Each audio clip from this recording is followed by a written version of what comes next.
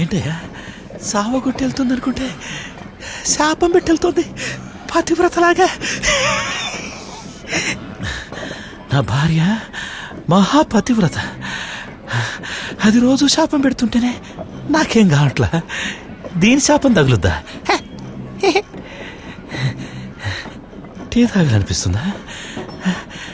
నాకు కూడా చెప్పండి చెప్పండి. సార్ బటర్ బిస్కెట్ కూడా చెప్పండి సార్.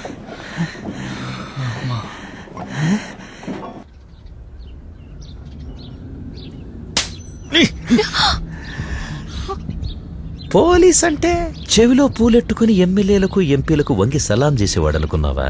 తోలు తీస్తా. సార్ జరిగింది చెప్పేస్తాను.